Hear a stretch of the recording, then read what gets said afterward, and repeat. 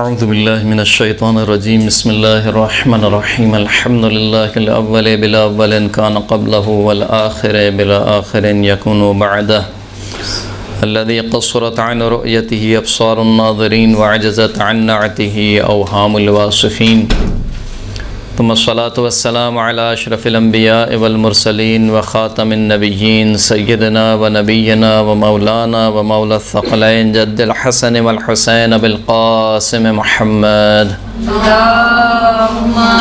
اللهم صل على محمد وآل محمد وعلى آله الطيبين الطاهرين المعصومين الذين أذهب الله عنهم الرجس وطهرهم تطهيرا اللهم صل على محمد وآل محمد واللعنة الدائمة على أعدائهم أجمعين أما بعد فقد قال الله سبحانه وتعالى في كتابه المجيد بسم الله الرحمن الرحيم ان اللہ مع الذین اتقوا والذین هم محسنون صلاۃ پڑھیں محمد و آل محمد اللہم صل علی محمد و آل محمد۔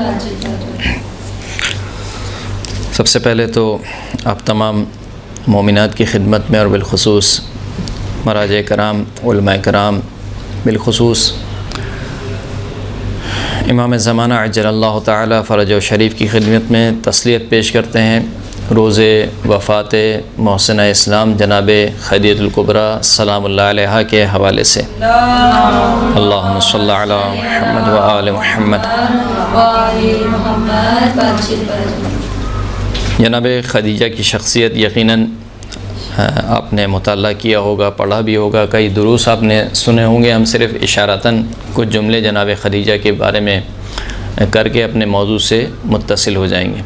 جناب خدیجہ کی شخصیت وہ شخصیت ہے کہ جو ایک طریقے سے اپنے اندر جامعیت رکھتی ہے، یعنی کوئی یہ نہیں کہہ سکتا کہ فقط عورتوں کے لیے نمونہ عمل ہے، بلکہ ایسا کردار ہے جو نہ فقط عورتوں کے لیے بلکہ عورتوں کے ساتھ ساتھ مردوں کے لیے بھی نمونہ عمل ہے۔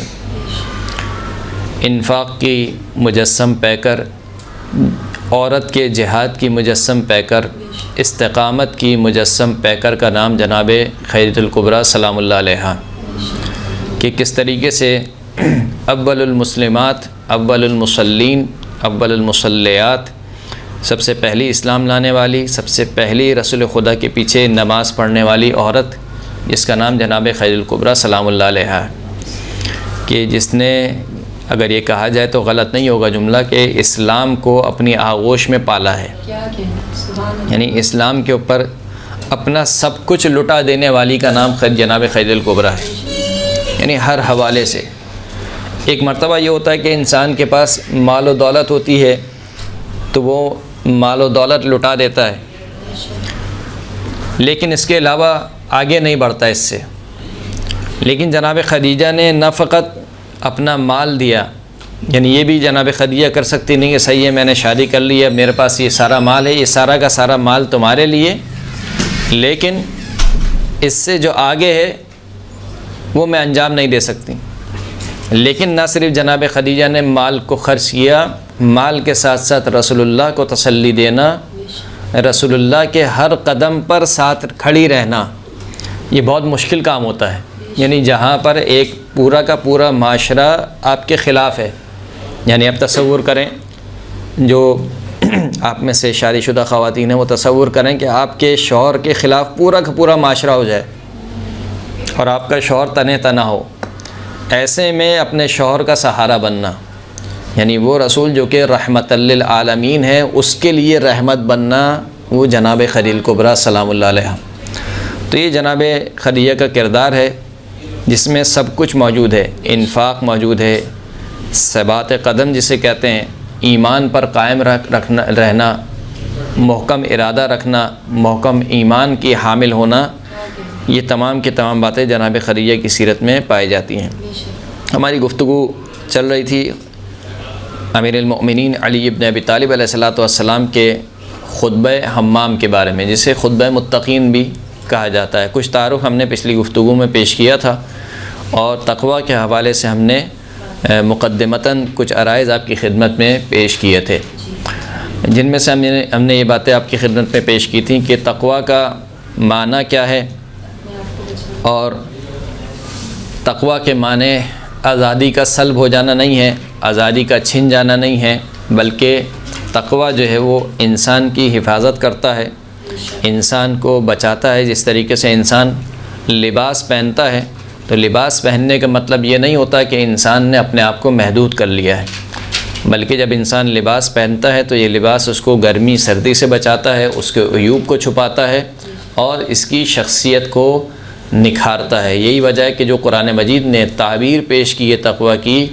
لباس سے شباہت دی ہے، وَلِبَاسُ التَّقْوَى ذَلِكَ خَيْرٌ، اور تقوی کا جو لباس ہے یہ بہترین لباس ہے۔ یعنی یہاں پر تقوی کو تشبیہ دی ہے لباس سے، اور لباس سے تشبیہ دینے کا مطلب یہی ہے کہ تقوی جو ہے وہ آپ کی پروٹیکشن کے لیے ہے، آپ کی حفاظت کے لیے ہے۔ ایسا نہیں ہے کہ آپ اگر تقوی اختیار کریں گے تو آپ کی آزادی سلب ہو جائے گی۔ اولاً تو ہم آزاد ہیں نہیں، جیسے کہ ہم نے پچھلی گفتگو میں عرض کیا تھا کہ ہم سب کے سب اللہ کے بندے ہیں۔ بندے کا مطلب یہ ہوتا ہے کہ اس کی اپنی کوئی مرضی نہیں ہوتی، جو مرضی ہوتی ہے اس کے خالق کی، اس کے مالک کی مرضی ہوتی ہے، لہٰذا ہم آزاد نہیں ہیں۔ دوسری بات، اگر فرض بھی کر لیا جائے کہ ہم کچھ حد تک آزاد ہیں، تب بھی تقوی منافات نہیں رکھتا ہے اس بات سے کہ ہماری آزادی سلب ہو جائے، بلکہ تقوی ہماری حفاظت کے لیے ہے۔ جس طریقے سے خداوند کریم نے تقوی کو تشبیہ دی لباس سے، کہ لباس انسان کو بچاتا ہے گرمی اور سردی سے، اس کے عیوب کو ڈھانپتا ہے، اس کی شخصیت کو نکھارتا ہے۔ بعین اسی طریقے سے تقوی انسان کو بچاتا ہے، انسان کے عیوب کو ڈھانپتا ہے اور انسان کی شخصیت کو نکھارتا ہے۔ ایک اور بات جو تقوی کے سلسلے میں ہمیں عرض کرنی ہے وہ یہ کہ اگر کوئی شخص متقی ہو جائے، خداوند کریم اسے توفیق دے، تقوی کا معنی ہرگز یہ نہیں ہوتا کہ اب اس سے کوئی گناہ سرزد نہیں ہو سکتا۔ تقوی کا معنی یہ نہیں ہے کہ آپ یہ کہیں کہ اب یہ متقی بن گیا، اب یہ یعنی اسے کہنا چاہیے کہ بلڈ پروف ہو گیا ہے گناہوں سے۔ ایسا نہیں ہے کہ کوئی بھی متقی شخص، ایسا نہیں ہے کہ اگر وہ متقی بن گیا ہے تو اب وہ گناہوں سے بالکل محفوظ ہو گیا ہے، اب اس سے گناہ سرزد ہو ہی نہیں سکتے، ایسا نہیں ہے۔ کیونکہ وہ جو درجہ ہے وہ درجہ کس کا درجہ ہے؟ وہ معصومین کا درجہ ہے، عصمت کا درجہ ہے۔ وہ عصمت کا درجہ ہے کہ جہاں پر ہم کہتے ہیں کہ ان سے گناہ سرزد نہیں ہو سکتے، لیکن متقین سے گناہ سرزد ہو سکتے ہیں۔ دوسری بات یہ ہے کہ یہی وجہ ہے کہ تقوی اکتسابی ہے۔ اکتسابی کا کیا مطلب ہے؟ یعنی آپ حاصل کر سکتے ہیں۔ اس لیے جگہ جگہ قرآن مجید میں کہا گیا اتقوا اللہ، اتقوا اللہ، اللہ کا تقوی اختیار کرو، اللہ سے ڈرو، جو بھی آپ مانا کریں تقوی کا۔ نہ جانے کتنی آیات ہیں قرآن مجید میں کہ اتقوا اللہ، لیکن کوئی ایک آیت آپ کو ایسی نہیں ملے گی کہ جس میں یہ کہا گیا ہو کہ عصمت اختیار کرو، اس لیے کہ عصمت خدا دادی ہے۔ خدا دادی، خدا جسے چاہتا ہے اسے عطا کرتا ہے، انسان حاصل نہیں کر سکتا۔ عصمت اکتسابی نہیں ہے۔ علیکم السلام ورحمۃ اللہ۔ توجہ کی میں نے کیا کہہ رہا ہوں میں؟ اگر آپ کی سماعتیں بیدار ہیں، تقوی اکتسابی، اکتسابی کا مطلب یعنی انسان حاصل کر سکتا ہے، صحیح ہے، لیکن عصمت اکتسابی نہیں ہے۔ آپ سمجھیے اس کو، مثال کے طور پر آپ کسی حیوان سے بولے کہ تم انسان بن جاؤ، وہ نہیں بن سکتا۔ کیوں نہیں بن سکتا؟ یہ اکتسابی نہیں ہے، خدا نے دی ہے۔ خدا نے مجھے انسان بنایا ہے، اس کو حیوان بنایا ہے، یہ خدا دادی ہے۔ انسان کے چاہنے سے نہ کوئی انسان بن سکتا ہے، نہ کسی کے چاہنے سے کوئی حیوان بن سکتا ہے۔ اگرچہ کے صفات میں بن سکتا ہے کہ انسان اس قدر پست ہو جائے کہ خود خداوند کریم کہے کہ بل ہم اضل اولئک کالانعام بل ہم اضل، یہ تو چار پاؤں کی طرح ہیں بلکہ چار پاؤں سے بھی گرے ہوئے ہیں۔ یہ صفات میں ہے، لیکن جنسی اعتبار سے اگر کوئی وجود حیوان کا وجود ہے، آپ اس سے کہیں کہ تم مثال کے طور پر انسان بن جاؤ، یا کوئی انسان ہے آپ اس سے کہیں کہ تم حیوان بن جاؤ، وہ نہیں کر سکتا۔ اسی طریقے سے عصمت خدا دادی ہے، خدا جسے چاہتا ہے اسے عطا کرتا ہے۔ یہی وجہ ہے کہ خدا نے عصمت حاصل کرنے کا نہیں کہا قرآن مجید میں، بلکہ جو عصمت والے تھے ان کا اعلان کیا، انما یرید اللہ لیذھب عنکم الرجس اہل البیت ویطہرکم تطہیرا۔ اللہم صلی علی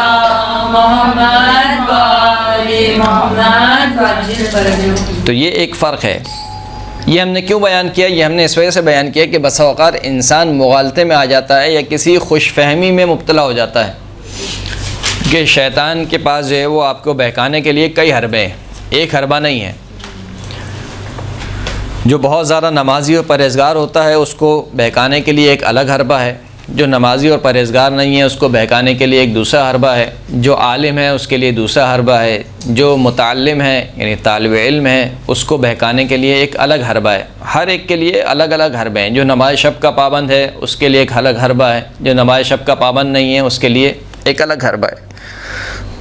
تو بس اوقات جب انسان شریعت پر عمل پیرا ہو جاتا ہے اور شریعت پر عمل پیرا ہوتے ہوئے شرعی احکامات پر عمل کرنے لگتا ہے، یہاں تک کہ مستحبات کوئی بجا لانے لگتا ہے، یہاں تک کہ اس کی کوئی نماز شب قضا نہیں ہوتی ہے، تو پھر شیطان اس طریقے سے آتا ہے انسان کے اوپر کہ تم تو بہت ہی کیا ہو گئے ہو، متقی بن چکے ہو، یعنی گویا تم نے کوئی اعلیٰ درجہ حاصل کر لیا ہے. اسے کہتے ہیں کہ عبادت میں علامہ ہو گئے، غرور پر مبتلا ہونا، غرور میں مبتلا ہونا، عبادت کے معاملے میں غرور میں مبتلا ہونا کہ یعنی میری عبادتیں تو ماشاءاللہ سے بہت ہو گئی ہیں. یا مثال کے طور پر میں نے تو 50 سال سے میں لگاتار 40 پہ جا رہا ہوں مثال کے طور پر، یا 50 سال سے میں مثال کے طور پر جو ہے وہ حج انجام دے رہا ہوں، 50 حج ہو گئے میرے مثال کے طور پر. جو بھی عبادات ہیں بہرحال چاہے وہ مستحب عبادات ہوں چاہے وہ واجب عبادات ہوں، تو انسان کو بہت متوجہ رہنا چاہیے کہ اپنے دشمن کے بارے میں کہ وہ آپ سے بہت زیادہ چلاک ہے. وہ جس نے انبیاء کو نہیں چھوڑا ہے، اگرچہ کہ انبیاء معصوم ہیں لیکن بہرحال ترک اولا تو انبیاء سے ہوا، تو جس نے آدم کو نہیں چھوڑا وہ ابن آدم کو کیا چھوڑے گا. تو لہٰذا انسان کبھی بھی یہ نہ سمجھے کہ اب تو میں اس قدر متقی ہو گیا ہوں کہ گویا اب میں عصمت کے درجے پر فائز ہو گیا ہوں. نہ اپنے متعلق انسان یہ اس غلط فہمی کا شکار ہو، نہ کسی دوسرے کے متعلق انسان اس غلط فہمی کا شکار ہو کہ فلاں شخص جو ہے وہ عصمت کے درجے پر پہنچ چکا ہے. تو ہم یہ عرض کر رہے تھے آپ کے سامنے کہ متقی وہ نہیں ہوتے کہ جن سے کوئی گناہ سرزد نہ ہو، ان سے بھی گناہ سرزد ہوتے ہیں، لیکن جب ان سے گناہ سرزد ہوتے ہیں تو ان کی کیفیت کچھ اور ہوتی ہے. خداوند کریم سورہ اعراف میں ارشاد فرماتا ہے کہ ان الذین اتقوا اذا مسهم طائف من الشیطان تذکروا فاذا هم مبصرون. بے تحقیق وہ لوگ جنہوں نے تقوی اختیار کیا جب ان کو شیطان کا کوئی گروہ مس کرتا ہے یعنی ان کو بہکاتا ہے تو کیا کرتے ہیں؟ تذکروا، وہ فوراً سے متذکر ہو جاتے ہیں، یاد خدا میں اپنے آپ کو مشغول کر لیتے ہیں، یعنی وہ سمجھ جاتے ہیں کہ ہم سے غلطی ہو گئی ہے. یعنی وہ غلطیوں کے سمندر میں غوطہ ور نہیں ہوتے ہیں کہ غلطی تو اب ہو گئی ہے بس اب مثال کے طور پر غلطی پہ غلطی انسان انجام دیتا رہے، ایسا نہیں. اگر غلطی ہو جاتی ہے تو فوراً سے سمجھ جاتے ہیں کہ یہ آج مجھ سے غلطی ہوئی ہے، لہٰذا اس کا مجھے جبران کرنا ہے، مجھے توبہ کرنی ہے، جو بھی کرنا ہے بھارت. فَإِذَا هُمْ مُبْصِرُونَ، جیسے ہی وہ متذکر ہوتے ہیں وہ فوراً سے دیکھنے والے ہو جاتے ہیں، یعنی ان کی قلب کی روشنائی واپس آ جاتی ہے، بینائی واپس آ جاتی ہے. اسی طریقے سے آل عمران میں خداوند کریم نے ارشاد فرمایا کہ وَسَارِعُوا إِلَىٰ مَغْفِرَةٍ مِّن رَبِّكُمْ وَجَنَّةٍ عَرْضُهَا السَّمَاوَاتُ وَالْأَرْضُ، جلدی کرو، دوڑو اپنے رب کی مغفرت کی طرف اور اس جنت کی طرف کہ جس کا جو عرض ہے، جس کا جو رقبہ ہے وہ زمین اور آسمانوں کے برابر ہے. یعنی اس کی جو پیمائش ہے وہ زمینوں اور آسمانوں کے برابر ہے. یہ جو جنت ہے کس کے لیے آمادہ کی گئی ہے؟ اعدت للمتقین، یہ جنت آمادہ کی گئی ہے متقین کے لیے. یہ متقین کون ہے؟ اب متقین کی صفات خداوند کریم گنوا رہا ہے. یہ متقین کون ہے؟ الذین ينفقون فی السراء والضراء، یہ متقین وہ ہیں کہ جو خوشحالی میں بھی اور بدحالی میں بھی اللہ کی راہ میں خرچ کرتے ہیں. یعنی فقط ایسا نہیں ہے کہ اگر ان کے پاس مال و دولت ہوتی ہے، ان کی زندگی اچھی گزر رہی ہوتی ہے تو خرچ کرتے ہیں، نہیں، بلکہ جب ان کے اوپر تنگی ہوتی ہے اس وقت بھی اللہ کی راہ میں خرچ کرتے ہیں. ينفقون فی السراء والضراء والکاظمین الغیظ، دوسری نشانی کیا ہے؟ کہ اپنے غصے کو پی جانے والے ہیں. والعافین عن الناس، تیسری نشانی کیا ہے؟ لوگوں سے درگزر کرنے والے ہیں. اگر کسی سے غلطی ہو گئی ہے ان کے حق میں تو بات کو پکڑنے والے نہیں ہیں، بلکہ لوگوں سے کیا کرتے ہیں؟ درگزر کرتے ہیں۔ واللہ یحب المحسنین، اور خداوند کریم نیک کام انجام دینے والوں کو پسند کرتا ہے۔ پھر اس کے بعد خداوند کریم نے فرمایا، دیکھیں اب یہ متقین کی صفات خداوند کریم بیان فرما رہا ہے۔ یہ متقین کون ہیں؟ والذین اذا فعلوا فاحشۃ، یہ وہ لوگ ہیں کہ جب ان سے کوئی آشکار گناہ سرزد ہو جائے، پس متقین سے گناہ سرزد ہو سکتے ہیں۔ یہ متقی وہ ہیں کہ اگر یہ کوئی ایسا کام انجام دے جو انتہائی برا کام ہو، او ظلموا انفسہم، یا اپنے نفسوں پر ظلم کر بیٹھے، یعنی وہی مراد یہی ہے کہ گناہ کر بیٹھے تو کیا کرتے ہیں؟ ذکر اللہ، جیسے ہی گناہ ان سے سرزد ہوتا ہے اللہ کو یاد کرتے ہیں۔ فاستغفروا لذنوبہم، اللہ کو یاد کر کے اپنے گناہوں سے استغفار طلب کرتے ہیں، مغفرت طلب کرتے ہیں۔ ومن یغفر الذنوب الا اللہ، اور کون ہے اللہ کے علاوہ جو گناہوں کو بخشے۔ ولم یصروا علی ما فعلوا وهم یعلمون، اور ان کی خصوصیت کیا ہے کہ جو کام انہوں نے انجام دے لیا ہے، یعنی جو گناہ ان سے سرزد ہو چکا ہے اس پر اصرار نہیں کرتے ہیں، یعنی گناہ کے بعد گناہ انجام دینا، بار بار اس گناہ کو انجام دینا۔ وہم یعلمون، جب کہ وہ جانتے ہوں۔ تو بس ہم جو کہہ رہے تھے اپنے مدعا کے اوپر، ہم جو دلیل پیش کر رہے تھے وہ یہ ہے کہ متقین افراد سے بھی گناہ سرزد ہوتے ہیں، لیکن ان کی نشانی یہ ہوتی ہے کہ ایک تو فوراً سے وہ متذکر ہو جاتے ہیں، خدا کی یاد میں مبتلا ہو جاتے ہیں فوراً سے۔ دوسرا، توبہ کرنے میں دیر نہیں کرتے، جیسے ہی ان کو معلوم ہو جاتا ہے کہ مجھ سے گناہ سرزد ہوا ہے، استغفروا فاستغفروا لذنوبہم، اپنے گناہ کے لیے کیا کرتے ہیں؟ مغفرت طلب کرتے ہیں۔ اور تیسرا یہ کہ لم یصروا، اصرار نہیں کرتے ہیں، گناہ پر گناہ نہیں کرتے ہیں۔ سورہ آل عمران آیت نمبر 133 سے 135 تک 3 آیتیں ہیں گی۔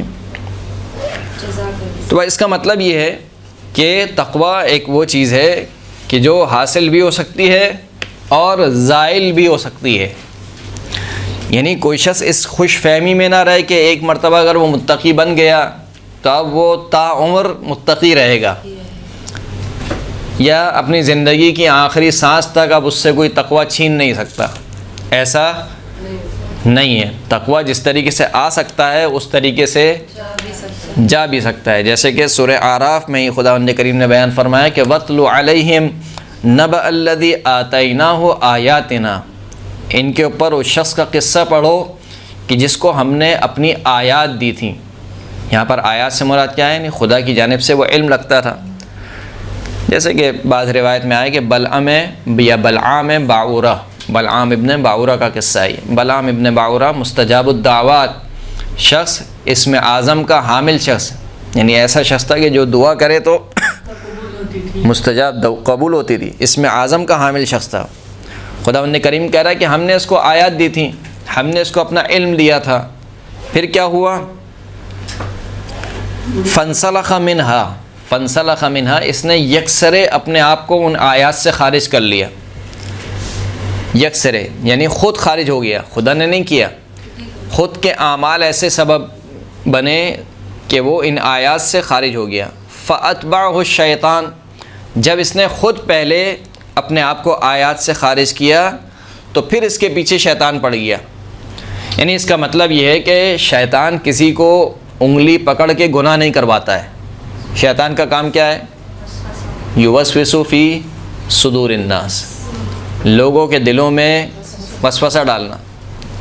وہ کبھی بھی آپ کو مجبور نہیں کرتا ہے، جیسے آیات سے خارج ہونے کا کیا مطلب ہے؟ آئے گا بھی آئے گا، یعنی اس نے اپنے آپ کو عاری کر لیا خدا کے علم سے، اپنے آپ کو بجائے اس کے کہ خدا کے دیے ہوئے علم پر عمل انجام دیتا، اپنے علم سے، خدا کے دیے ہوئے علم سے عاری کر لیا اپنے آپ کو۔ فاطمہ اور شیطان، تو بس اس کے بعد اس کے پیچھے شیطان پڑ گیا، یعنی انسان پہلے خود جاتا ہے برائی کی طرف، پھر اس کے پیچھے شیطان پڑتا ہے۔ فکانہ من الغامین، تو یہ شخص کس میں سے ہو گیا؟ خسارہ اٹھانے والوں میں سے ہو گیا۔ یعنی آپ سوچیں کہ جس کو اللہ کی آیات دی گئی ہوں، خدا کہہ رہا ہے کہ ہم نے اس کو اپنی آیات دی تھی، اس کا انجام کیا ہوا؟ من الغابین، کیا ہو گیا؟ من الغابین، خسارہ اٹھانے والوں میں سے ہو گیا، عاقبت خراب ہو گئی۔ یہ ہوا کیوں؟ وَلَوْ شِئْنَا لَرَفَعْنَاهُ، اگر ہم چاہتے تو اس کو اور بلند مقام عطا کرتے، یعنی یہ جس منزل پر تھا ابھی، اس کا مطلب یہ کہ تقویٰ کے درجات ہیں۔ انسان یہ نہ سمجھے کہ ایک مرتبہ اس منزل پر آ گیا بس اب ختم، نہیں، بلکہ نہ جانے کتنے درجات ہیں۔ ویسے جو درجات بیان کیے جاتے ہیں کہ مثال کے طور پر انسان اس قدر متقی ہو جائے کہ شبہات سے بھی پرہیز کرے، یہ بہرحال ظاہری اعتبار سے ہیں، لیکن معنوی اعتبار سے بہرحال درجات ہیں۔ کہا کہ لو شئنا لرفعناہ، اگر ہم چاہتے تو اس کو مزید ترقی عطا کرتے، یعنی ہم چاہتے سے مراد یہ کہ خدا نے اپنی طرف نسبت اس وجہ سے دی کہ بہرحال توفیق کس کی جانب سے ہے؟ اللہ کی جانب سے۔ یعنی یہ شخص اگر ہمارے دیے ہوئے علم پر عمل کرتا تو ہم کیا کرتے؟ اس کے درجات کو اور بلند کرتے۔ لرفعناہ بہا ولکنہ اخلد الی الارض، یہاں سے اس کی بیماری زائل ہو رہی ہے۔ آپ نے کہا نا فنسلخ، کیسے اس نے اپنے آپ کو آیات سے خارج کیا؟ کہا ولکنہ اخلد الی الارض، لیکن یہ زمین سے چپک کر رہ گیا۔ یعنی کیا مطلب؟ یعنی دنیا کی رنگینی میں گم ہو گیا۔ حب دنیا، حب الدنیا رأس کل خطیئہ، دنیا کی محبت ہر خطا کی کیا ہے؟ جڑ ہے۔ وَلَكِنَّهُ أَخْلَدَ إِلَى الْأَرْضِ، دوسری بیماری کیا تھی؟ وَاتَّبَعَ هَوَاهُ، اور اس نے اپنی ہوائے نفس کی پیروی کی، یعنی اپنے نفس کی خواہشات کو پورا کرنے میں لگ گیا، دنیا کی رنگینی میں مصروف ہو گیا۔ فَمَثَلُهُ كَمَثَلِ الْكَلْبِ، اس کی مثال کتے کی مثال کی طرح ہے۔ ان تحمل علیہ یلحظ، اگر آپ کتے پر حملہ کریں تب بھی اس کی زبان باہر رہتی ہے۔ او تترکہ یلحظ، اگر آپ اس کو چھوڑ دیں اس کے حال پر تب بھی اس کی زبان کیا رہتی ہے؟ باہر رہتی ہے۔ یہ جو مثال دی ہے خداوند کریم نے کتے کی مثال، یہ کیوں دی ہے؟ کیونکہ کتے کی فطرت ہے، اس کی زبان منہ کے باہر رہتی ہے، سانس لینے کی وجہ سے جو بھی بہرحال خدا نے اس کی فطرت میں ایسا رکھا ہے کہ اس کی زبان کیا رہتی ہے؟ باہر رہتی ہے۔ تو گویا خداوند کریم بیان یہ فرمانا چاہ رہا ہے کہ یہ اس نے اس قدر دنیا کی رنگینی میں گم ہو گیا اور اس قدر اس نے خواہش نفس کی پیروی شروع کی کہ گویا یہ صفت اس کی فطرت کا حصہ بن گئی، خواہش نفس کی پیروی کرنا۔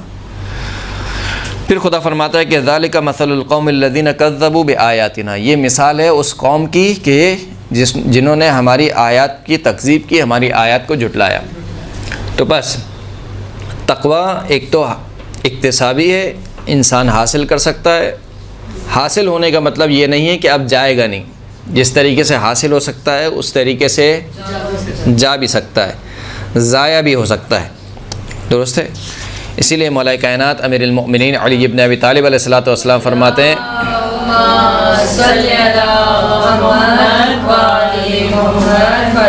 کہ عباد اللہ اوصیکم بتقوی اللہ، اے خدا کے بندو میں تم لوگوں کو اللہ کے تقوی کی وصیت کرتا ہوں۔ یہ بھی خطبہ نہج البلاغہ میں خطبہ نمبر 191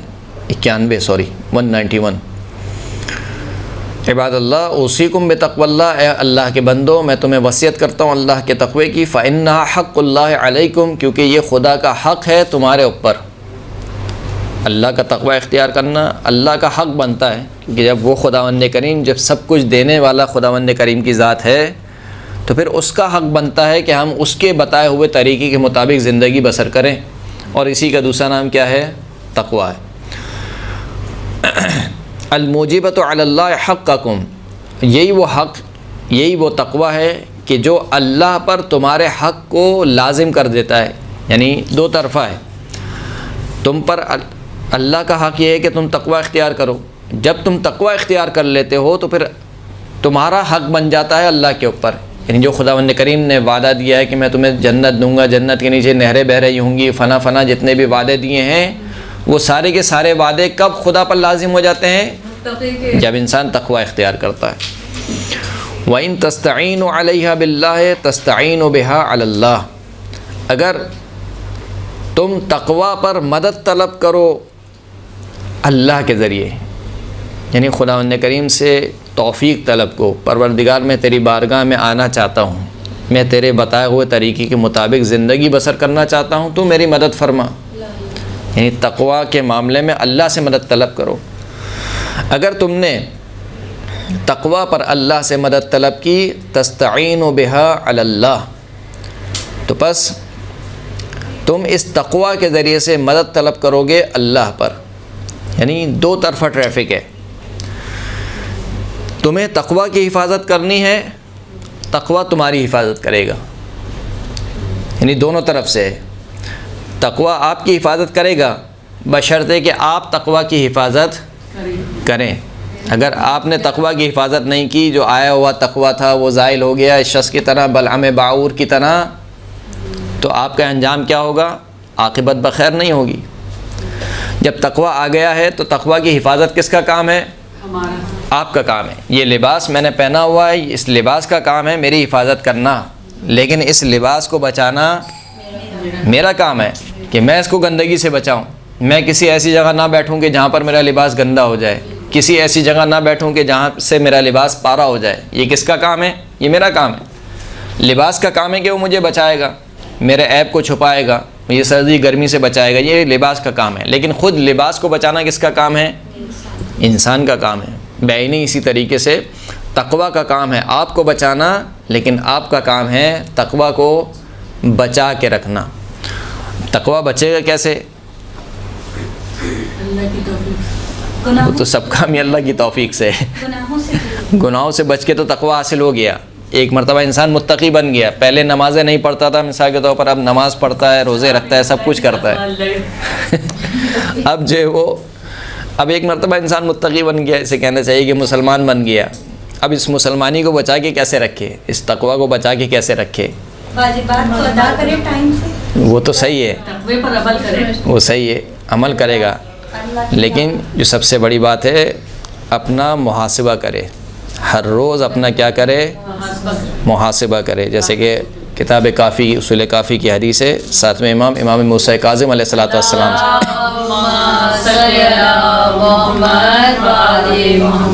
امام فرماتے ہیں کہ لیس منا من لم یحاسب نفسہ فی کل یوم، جو ہر روز اپنے نفس کا محاسبہ نہ کرے وہ ہم میں سے نہیں ہے۔ ہر روز اپنے نفس پر چیک اینڈ بیلنس نہ دیکھے، یعنی خلاصہ یہ ہے کہ انسان جانوروں کی طرح زندگی نہ گزارے، کھایا پیا سویا جاگا اٹھا بیٹھا، اس سے گپ شپ ماری اور بس ختم ہو گیا۔ نماز ایک جو روٹین کی پڑھنی تھی وہ پڑھ لی، روزہ ایک روٹین کا رکھنا تھا وہ رکھ لیا، ختم ہو گئی۔ یہ غفلت کی زندگی ہے جو انسان گزار رہا ہے۔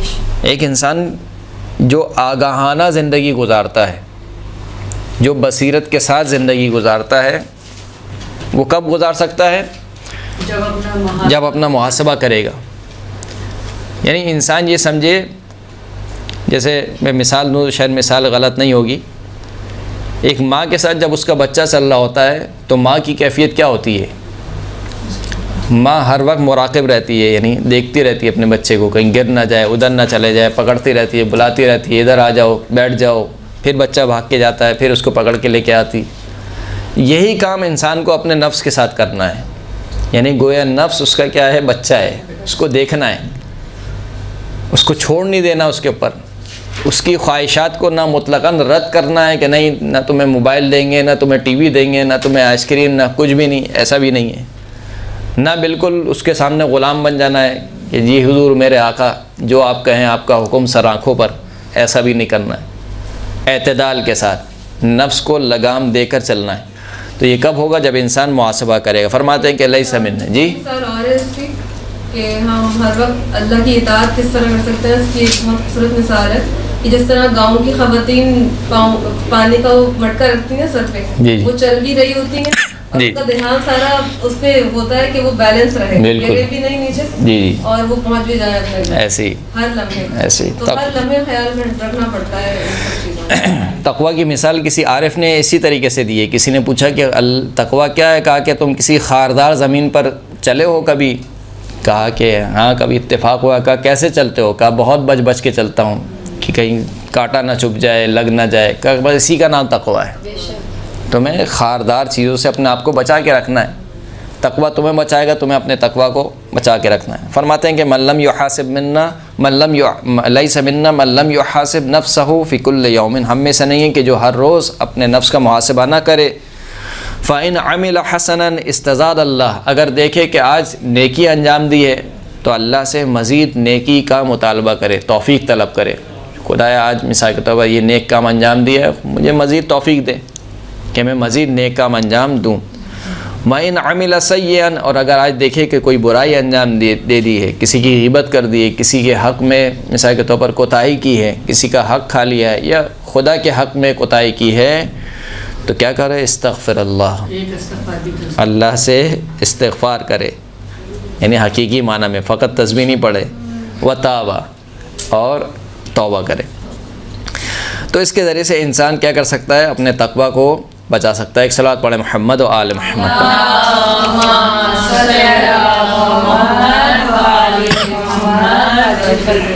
ایک آپ کا جو واقعہ بتایا تھا، جی جی، یہ مل جائے گا یا آیت نمبر ہے؟ وہ شخص کا قصہ تھا جو جی جی، سورہ اعراف آیت نمبر 175 176۔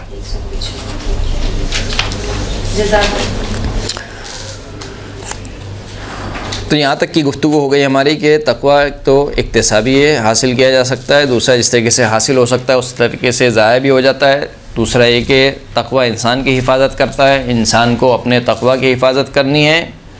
چوتھا نقطہ یہ ہے کہ انسان یہ نہ سمجھے کہ تقوی کا تعلق فقط کس سے ہے؟ فروعات سے، اعمال سے ہے۔ تقوی کا تعلق فقط اعمال سے نہیں ہے، بلکہ تقوی کی منزل عقیدے سے شروع ہوتی ہے اور عمل پر ختم ہوتی ہے۔ شیطان عمل کا بہت متقی تھا، لیکن عقیدے کا اتنا ہی فاسق و فاجر تھا، اور اگر ایسا نہ ہوتا تو خداوند کریم کبھی بھی کافروں کو نہ کہتا کہ تقوی اختیار کرو، کافروں کو نہ کہتا، کافر ابھی تو ایمان نہیں لائے، اگر تقوی کا تعلق فقط اعمال سے ہوتا، عقیدے سے کوئی تعلق نہیں ہوتا، تو کافروں کو یہ کہنے کی کیا ضرورت ہے کہ اتقوا اللہ، اتقوا النار التی اعدت للکافرین، یا اتقوا النار التی وقودها الناس والحجارہ اعدت للکافرین، ڈرو اس آگ سے کہ جس کا جو ایندھن ہے وہ لوگ اور پتھر ہیں، کہ جس کو آمادہ کر رکھا ہے خداوند کریم نے، کس کے لیے؟ کافروں کے لیے۔ تو یہ جو خطاب ہے کس سے؟ کافروں سے۔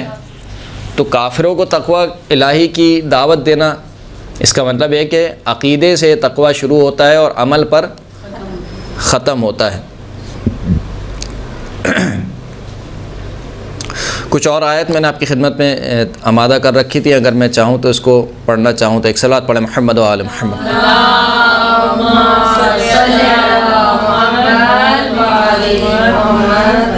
وَإِن تَتَوَلَّوْا يَسْتَبْدِلْ قَوْمًا غَيْرَكُمْ ثُمَّ لَا يَكُونُوا أَمْثَالَكُمْ، سورہ مبارکہ محمد صلی اللہ علیہ وآلہ وسلم کی آیت نمبر 38 ہے کہ اگر تم نے منہ پھیرا، روگردانی کی، تو یستبدل قوما غیرکم، خدا کے لیے بہت آسان ہے کہ وہ تمہارے علاوہ ایک دوسری قوم کو لے آئے گا، یعنی کام کوئی مشکل کام نہیں ہے۔ ثم لا یکونوا امثالکم، پھر وہ جو قوم خداوند کریم لائے گا وہ تمہاری طرح نافرمان نہیں ہوگی۔ درست ہے۔ یا ایھا الذین آمنوا من یرتد منکم عن دینہ فسوف یأتی اللہ بقوم یحبهم ویحبونہ اذلۃ علی المؤمنین اعزۃ علی الکافرین، اے صاحبان ایمان، تم میں سے جو بھی اپنے دین سے پھر جائے تو بس خدا ان قریب ایک ایسی قوم کو لائے گا کہ جن سے اللہ محبت رکھتا ہوگا اور وہ اللہ کو محبوب ہوں گی یا اللہ سے محبت رکھتی ہوں گی، اذلۃ علی المؤمنین، مومنین کے سامنے خاضع ہوں گی، اعزۃ علی الکافرین، کافرین کے مقابل میں غالب ہوں گی، یجاہدون فی سبیل اللہ، اللہ کی راہ میں جہاد کرنے والی، ولا یخافون لومۃ لائم، کسی ملامت کرنے والی کی ملامت سے نہیں ڈریں گی، ذالک فضل اللہ یؤتیہ من یشاء واللہ واسع علیم، یہ اللہ کا فضل ہے کہ خدا جسے چاہتا ہے عطا کرتا ہے۔ تو بس سمجھ میں یہ آتا ہے کہ یہ توفیق الہی ہے، تقوی الہی، کہ جس کی وجہ سے انسان دنیا اور آخرت کی سعادت حاصل کر سکتا ہے۔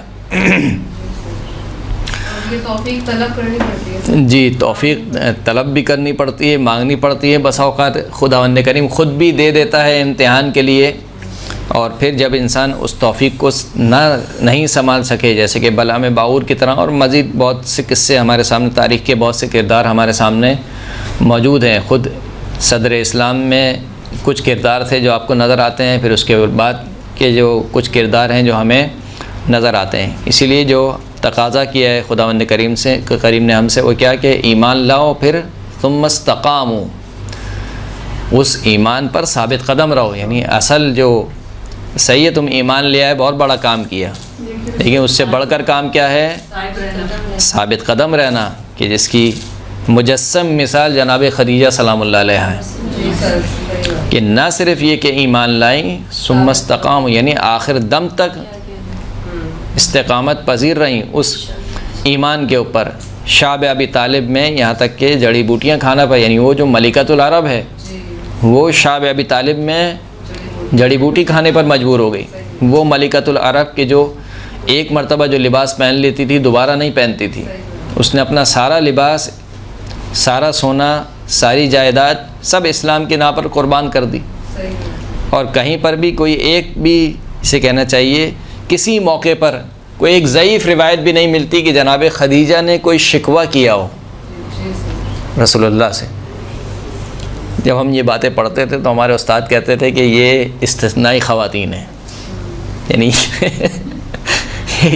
یعنی ان کا جو شمار ہے وہ عام خواتین سے ہٹ کر ہے. خیر واقعاً تو ایسی ہے، لیکن بہرحال ہم سب کے لیے نمونہ عمل ہے. خداوند کریم ارشاد فرماتا ہے کہ جناب آسیہ کے بارے میں، وضرب اللہ مثلا للذین آمنوا امرأۃ فرعون، خداوند کریم مثال پیش کرتا ہے صاحبان ایمان کے لیے فرعون کی بیوی کی. اذ قالت رب ابن لی عندک بیتا فی الجنہ، جب جناب آسیہ نے کہا کہ پروردگار میرے لیے جنت میں اپنے پاس سے کیا بنا دے؟ گھر بنا دے. وہ جو دنیاوی اعتبار سے بادشاہ کی بیوی ہیں، وہ بادشاہ بھی کیسا بادشاہ جو انا ربکم الاعلیٰ کا دعویٰ کر رہا ہے، تو ان کا رہن سہن کیسا ہوتا ہوگا. یعنی آج جو ایک لڑکی کی جو ڈریم لائف ہے وہ اسے حاصل تھی، بڑا سا گہل محل، کام کرنے والے، کوئی کام خود نہ کرنا پڑے، صحیح ہے، کپڑوں کا ڈھیر لگا ہو، مثال کے طور پر سونے کا ڈھیر لگا ہو، یہی چاہیے ہوتا نا، اور کیا چاہیے ہوتا. سب کچھ ہونے کے باوجود جناب آسیہ نے کہا کہ نہیں، یہ فرعون کا گھر نہیں چاہیے. رب ابن لی عندک بیتا فی الجنہ، پروردگار جنت میں تیرا گھر چاہیے، یہ فرعون کا محل نہیں چاہیے. نجنی من فرعون وعملہ، خدایا مجھے فرعون اور اس کے عمل سے نجات دے، ونجنی من القوم الظالمین، اور ظالم قوم کے عمل سے مجھے نجات دے. تو بہرحال یہ کچھ خواتین تھیں کہ جن کے کردار کو خداوند کریم نے نمونہ عمل کے طور پر پیش کیا. خطبے کا امیر المومنین نے آغاز کیا جب جناب حمام نے اصرار کیا کہ مجھے متقین کی ایسی صفات بیان کریں کہ گویا ان کو میں اپنے آنکھوں سے دیکھ رہا ہوں. تو امیر المومنین نے خدا کی حمد کی، اور پھر رسول اللہ صلی اللہ علیہ وآلہ وسلم اور ان کی آل پر درود بھیجا. اللہم صلی علی محمد و آل محمد. جیسے کہ اسلامی طریقہ کار یہی ہے کہ پہلے خدا کی حمد و ستائش کی جاتی ہے، اور پھر اس کے بعد رسول اللہ اور ان کی آل پر درود بھیجا جاتا ہے. یہ کون سی بک ہے؟ یہ شرح خطبہ متقین، شرح خطبہ متقین در نہج البلاغہ، یہ فارسی میں. خطبہ دینے یعنی خطبہ آغاز کرنے کے بعد جو پہلا جملہ مولا کائنات نے ارشاد فرمایا وہ کیا تھا؟ اما بعد فإن اللہ سبحانہ خلق الخلق حین خلقہم غنیا عن طاعتہم. خداوند کریم جو پاک اور منزہ ہے، اس نے خلقت کو خلق کیا جب وہ خلق کر رہا تھا اس حال میں کہ غنیا عن طاعتہم، ان کی اطاعت سے خداوند کریم بے نیاز تھا. خداوند کریم کو کسی کے سجدے کی ضرورت نہیں تھی، نہ کسی کے رکوع کی، نہ کسی کے قیام کی، نہ کسی کے نماز کی، نہ کسی کے صوم و صلات کی، کسی کی ضرورت نہیں ہے. غنی الحمید، ایھا الناس انتم الفقراء الی اللہ واللہ هو الغنی الحمید. اے لوگو تم سب کے سب اللہ کے فقیر ہو، فقط خداوند کریم ہے جو کہ غنی ہے۔ غنی سے مراد کیا ہے؟ کسی کی طرف احتیاج نہیں رکھتا، کسی کی طرف۔ غنی علی الاطلاق، بے تمام معنی جسے فارسی میں کہتے ہیں، بے تمام معنی بے نیاز ہستی، اسے کسی کی ضرورت نہیں ہے۔ تو پہلا جملہ جو مولا کائنات نے ارشاد فرمایا کہ خداوند کریم نے جب خلقت کو خلق کیا تو اس حال میں خلق کیا کہ خداوند کریم ان کی اطاعت سے بے نیاز تھا۔ گویا مولا کائنات حمام کو یہ سمجھانا چاہتے ہیں کہ اگر کوئی شخص متقی بن رہا ہے یا بننا چاہتا ہے تو پہلے تو اس بات کو اپنے ذہن نشین کر لے کہ تمہارے اس تقوی کی اللہ کو ضرورت نہیں ہے۔ یعنی یہ نہ سمجھو کہ خداوند کریم جو تم سے چاہ رہا ہے کہ تم نمازیں پڑھو، تم روزے رکھو، تو تمہارے نمازیں پڑھنے سے اس کی خدائی میں کچھ اضافہ ہو جائے گا، تمہارے روزہ رکھنے سے مثال کے طور پر اسے کچھ فائدہ ہوگا، اس کے چاہنے والوں کی تعداد میں اضافہ ہو جائے گا، دنیا میں اس کے سجدے کرنے والے بڑھ جائیں گے مثال کے طور پر۔ خدا ان چیزوں سے کیا ہے؟ بالاتر ہے، تمہارے تقوی کی ضرورت نہیں ہے اللہ کو۔ تو سب سے پہلی بات جو متقی کو مد نظر رکھنی ہے وہ یہ کہ اللہ کو میرے تقوی کی ضرورت نہیں ہے، مجھے تقوی کی ضرورت ہے، یعنی میں احتیاج رکھتا ہوں، میں ضرورت مند ہوں، اللہ ضرورت مند نہیں ہے کہ ہم کہیں کہ کیسا خالق ہے مثال کے طور پر جو ہمارے تقوی کا محتاج ہے، نعوذ باللہ، جو ہماری نمازوں کا محتاج ہے، جو ہمارے روزوں کا محتاج ہے، ایسا نہیں ہے۔ تو وہ خداوند کریم کیا ہے؟ غنی علی الاطلاق ہے، اسے کسی کی ضرورت نہیں ہے، کسی کی اطاعت کی ضرورت نہیں ہے۔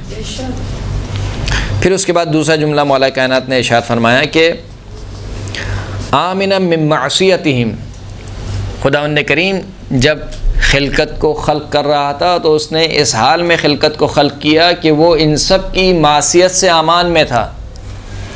یعنی ایسا نہیں ہے کہ اگر میں خدا نخواستہ غیبت کرتا ہوں تو خدا کو کوئی نقصان پہنچتا ہے، اگر میں جھوٹ بولتا ہوں تو نعوذ باللہ خدا کی کوئی خدائی میں کمی واقع ہو جاتی ہے، نہ میری اطاعت سے اس کو کوئی فائدہ پہنچتا ہے، نہ میرے گناہ سے اس کا کوئی نقصان ہوتا ہے۔ وہ غنی علی الاطلاق ہے۔ لأنه لا تضره معصیت من عصاه، کیونکہ خدا کو نقصان نہیں پہنچاتی معصیت انجام دینے والے کی معصیت، ولا تنفعه طاعت من اطاعه، اور اطاعت کرنے والے کی اطاعت خدا کو کوئی فائدہ نہیں پہنچاتی۔ یہ سب سے پہلا جملہ ہے جو مولا کائنات بیان کر رہے ہیں صفات متقین میں۔ یہ جو شخص متقی بننا چاہتا ہے اس کو سب سے پہلے یہ بات ذہن نشین کر لینی چاہیے کہ خداوند کریم سب سے بے نیاز ہے، پوری کی پوری خلقت سے بے نیاز ہے۔ جیسے کہ میں نے آیات آپ کی خدمت میں پیش کی کہ اگر خدا چاہے تو تمہاری بجائے کسی اور قوم کو لا سکتا ہے، یستبدل قوما غیرکم، یعنی ایک ایسی قوم کو لا سکتا ہے جو دن رات اس کے آگے سر بسجود رہیں۔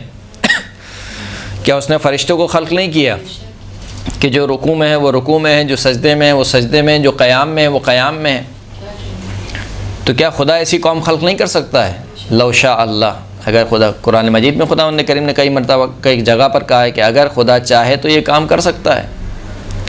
اگر خدا چاہے تو تم سب کو ایک امت بنا سکتا ہے، ایک امت، خود قرآن مجید کی آیت ہے کہ اگر خداوند کریم چاہے تو تم سب کو ایک امت بنا دے۔ ایک امت سے کیا مراد ہے؟ یعنی تم سب کے سب اللہ کی پیروی کرنے والے بن جاؤ، فرما بردار ہو جاؤ، سب کے سب مسلمان ہیں، یعنی کوئی کافر پایا ہی نہ جائے دنیا میں اگر خداوند کریم چاہے۔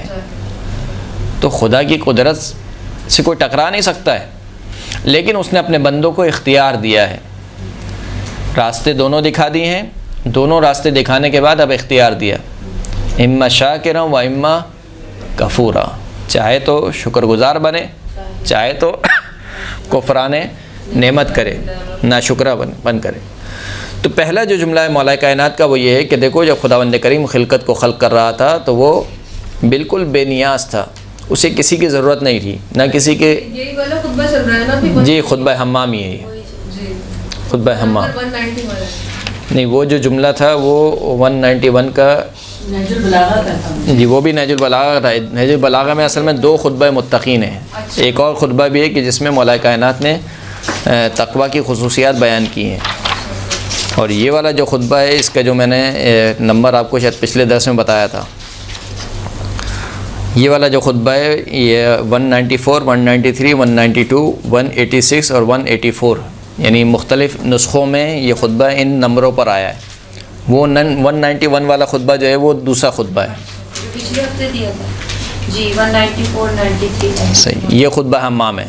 یہ اسی خطبے کا جو ہے وہ تسلسل ہے. جو ہم عبارت ہم نے آپ کی خدمت میں پیش کی جو آج پڑھ رہے ہیں یہ اسی خطبے کا تسلسل ہے کہ مولا ارشاد فرماتے ہیں کہ فإن اللہ سبحانہ خلق الخلق حین خلقهم غنیا عن طاعتهم آمنا من معصیتهم لأنه لا تضره معصیت من عصاه ولا تنفعه طاعت من اطاعه.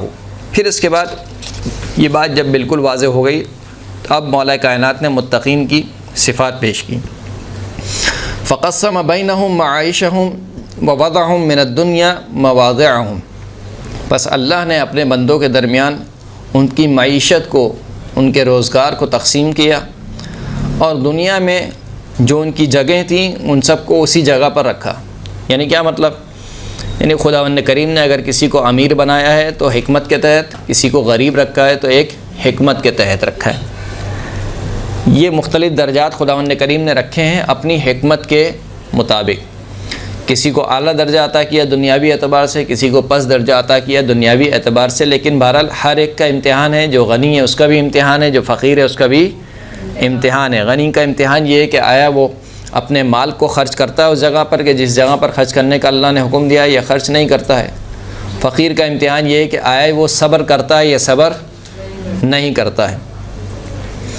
اہم یقسمون رحمت ربک نحن قسمنا بینہم معیشتہم فی الحیات الدنیا ورفعنا بعضهم فوق بعض درجات لیتخذ بعضهم بعضا سخریا ورحمت ربک خیر مما یجمعون. سورہ مبارکہ زخرف میں خدا نے کریم ارشاد فرماتا ہے کہ کیا یہ کفار اللہ کی رحمت کو تقسیم کرنے والے ہیں؟ بلکہ خدا نے کریم فرماتا ہے کہ نحن قسمنا بینہم معیشتہم، ہم نے ان کے درمیان ان کی معیشت کو تقسیم کیا، ان کے روزگار کو. یعنی رزق دینے والے کون ہیں؟